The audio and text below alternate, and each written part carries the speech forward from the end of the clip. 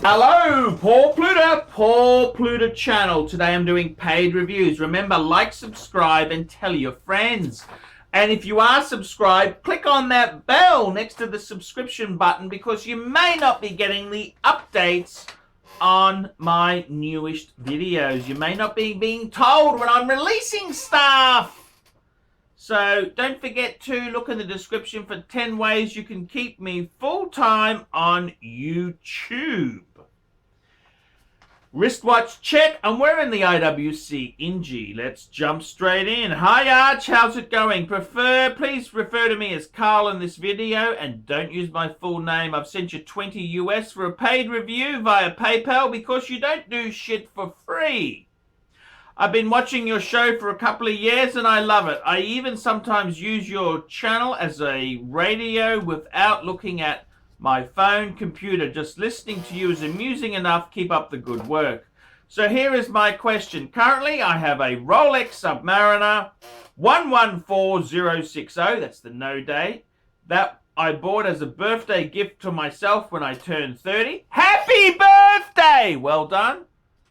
I am now ready for my next watch purchase and I have the opportunity to buy the new Omega Speedmaster 60th anniversary.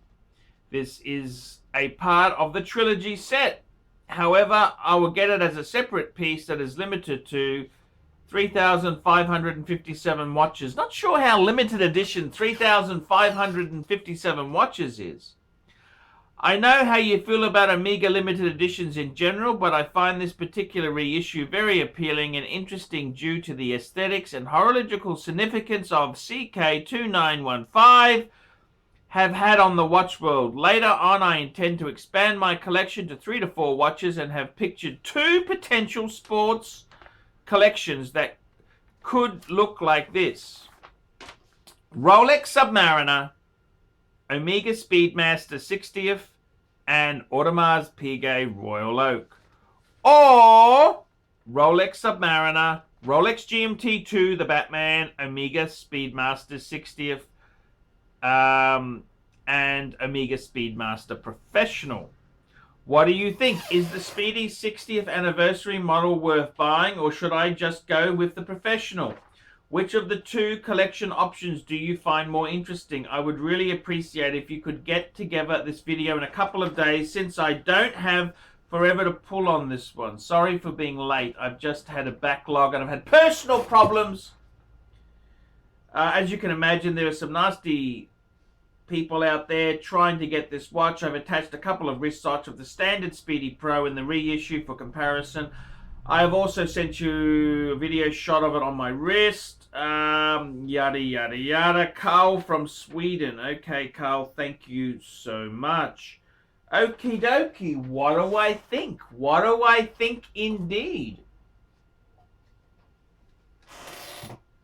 Okay, Carl, let's talk about this because for starters, I think Omega releases far too many limited edition special versions.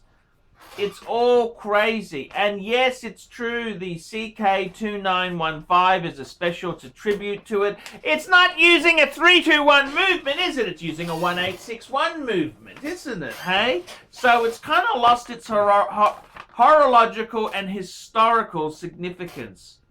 I gotta be honest with you, I think the best buying would be a broad arrow. Look up Omega Speedmaster broad arrow because that was the kind of same thing. Omega is very much like Archie Luxury. Instead of hitting the nail on the head, he releases 4 or 5 videos about the same topic and never really hits the bastard on the head. Now, I gotta be honest with you, that is not the worst.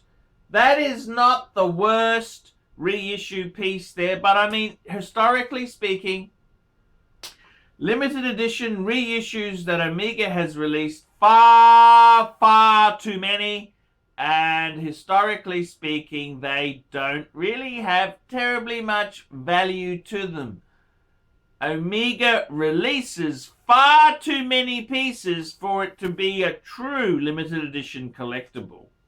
I think Swatch Group Omega is milking the market. They are milking the market.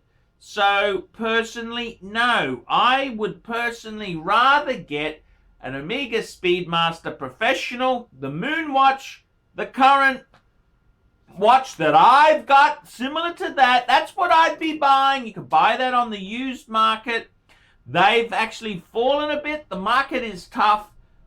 I'm very reluctant to recommend you to buy anything new. It's dumb. It's stupid. Now, so I got to be completely frank with you. I don't think a limited edition of 3,557 is all that small.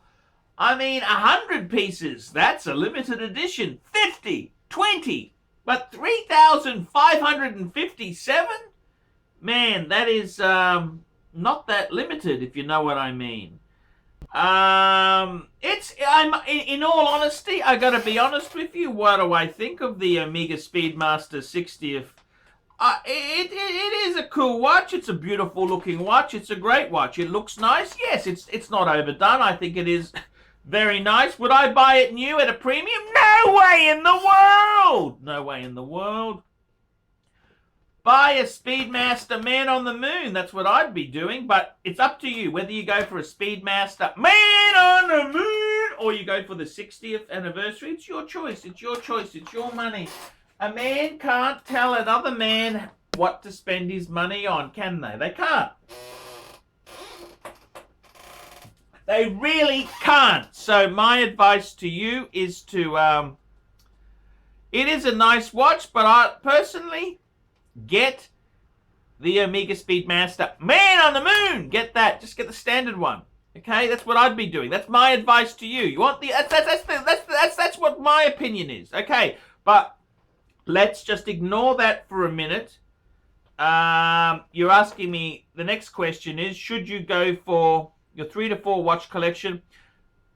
Rolex Sub, Omega Speedmaster, whichever one, and AP Royal Oak. Or Omega Submariner, Rolex GMT, Batman, Omega Speedmaster 60th, and Speedmaster Professional. And I gotta tell you, if I had a choice of either way there, you know which way I would go? You want to know which way I would go? Well, I can tell you this now. I wouldn't buy an Audemars Piguet. Audemars Piguet are nasty, vicious creeps to deal with. I mean, the way you've got the problem with Audemars Piguet. Let me tell you this now. I've had a bit to drink. It's about time I told you the honest truth there. Audemars Piguet, they use a lot of ultra-thin movements. Ultra-thin, meaning the tolerances aren't as good as a non-ultra thin. So when you don't service it for 10, 15 years, you send it in and you need a host of repairs and replacement parts. Audemars Piguet AP, them being Swiss, they won't sell parts to an independent watchmaker. No. You've got to send it in for a factory service. They will screw you to the wall. And I got to be completely frank with you. There's no way in the world I could recommend you to buy an AP. Audemars Piguet is that's a brand for rappers with very little taste to buy. Okay, that is the honest opinion. I love AP. I love the Gerald Gentry design. I love the way the Audemars Piguet Royal Oak looks. I love it. I love that porthole. You know something? I owned a AP.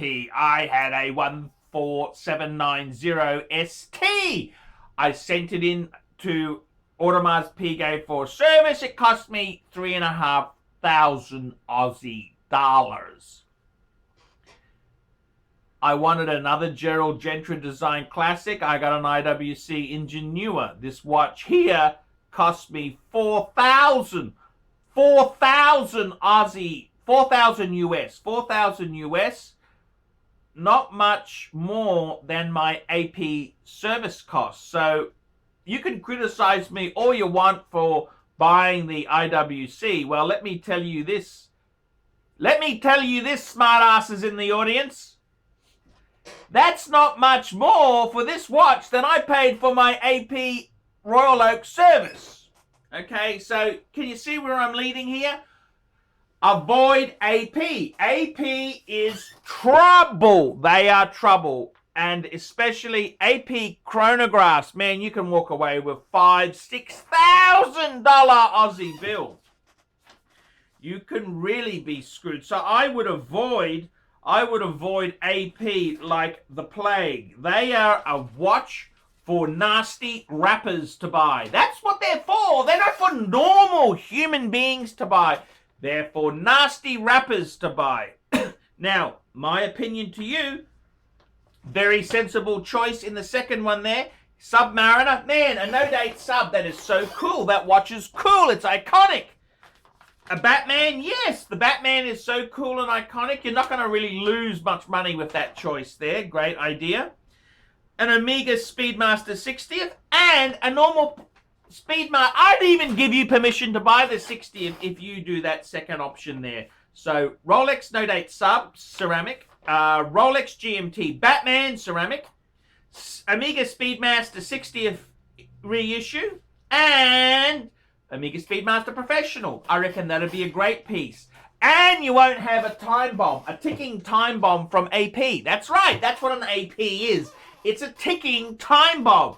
You're going to have a huge bill. And I got to tell you this now, you know, I've owned a couple of APs and the experience has been very, very nasty. Very nasty, vicious experience.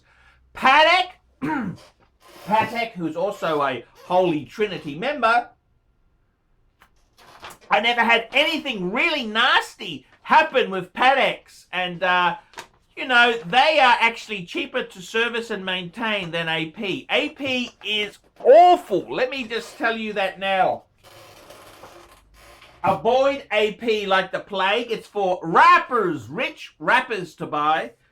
I seriously, Carl, please, I beg you, don't buy an AP.